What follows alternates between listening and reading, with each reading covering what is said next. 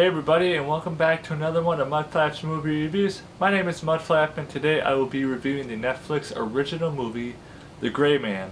Let's get started. So The Gray Man is directed by the Russo brothers, and it stars Ryan Gosling, Chris Evans, Ana de Armas, and Danush.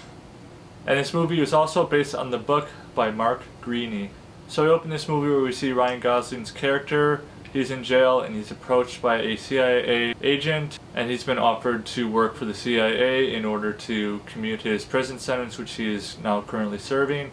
And by doing this, he will be put into a very specific secretive branch of the CIA in the gray area, which means he'll be able to operate free will. He's off the grid, he has no paper trail, nothing, and he is known as a gray man, hence the title of this movie.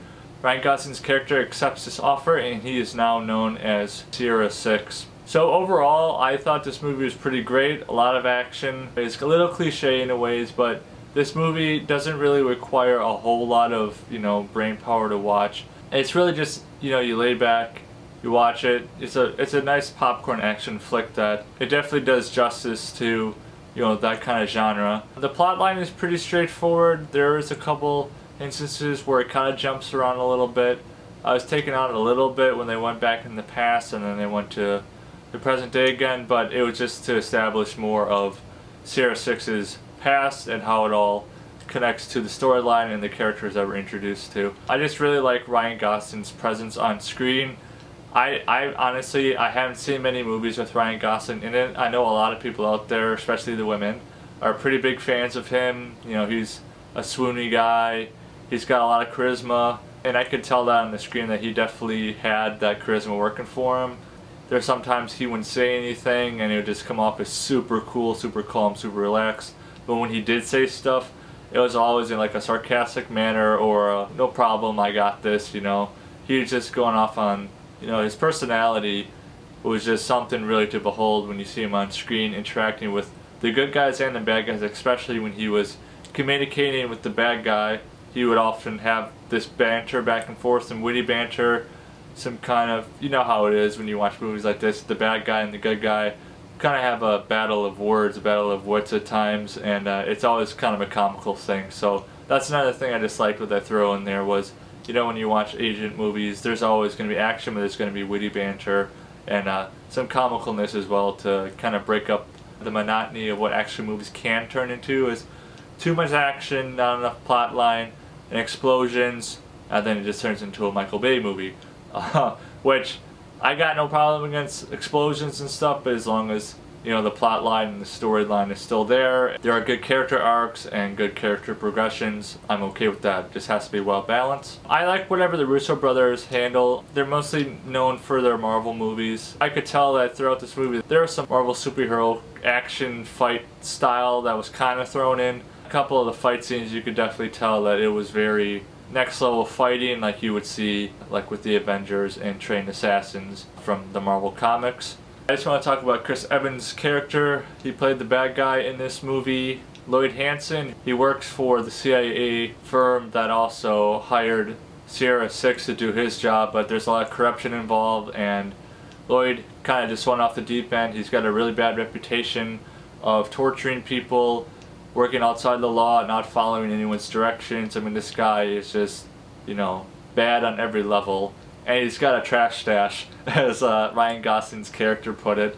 But he's actually got a really sweet stash that I'm really digging. Chris Evans is just a really great actor on screen.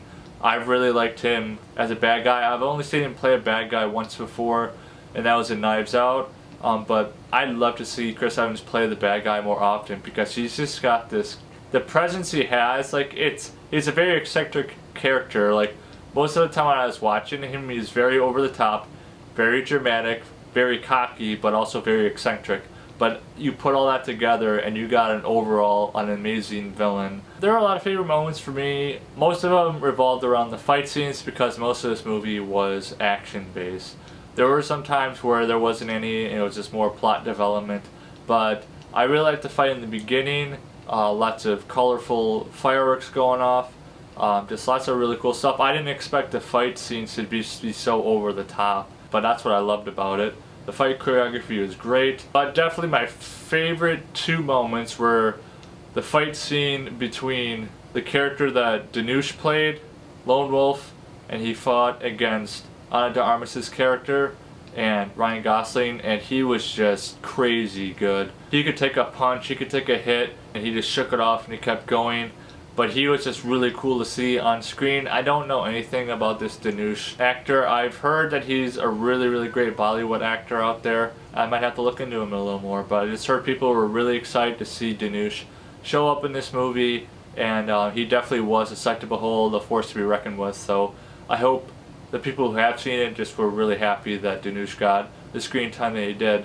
My favorite fight out of all of them was the final fight between Lloyd and Sierra 6, and just how crazy was how hard they went after each other. You know, just all this energy that's been built up, all this tension, you know, frustration, maybe just sheer annoyance. I mean, they're both annoyed with each other. It was established pretty early on that they were both really hard to kill. They're killing each other's teams. Sierra 6 is just getting in the way of all of Lloyd's plans, mowing down all of his guys. And the main mission that Ryan Gosling's character was on was to retrieve a flash drive that had some really important information on it. It never was revealed like exactly what it was. That was kind of a negative thing I'd have to say, was they were fighting over this flash drive that had, you know, stuff on there that would compromise national security, but like we never really found out what it was. It was super encrypted, but like when they got it back, it just kind of vanished and no one talked about it again.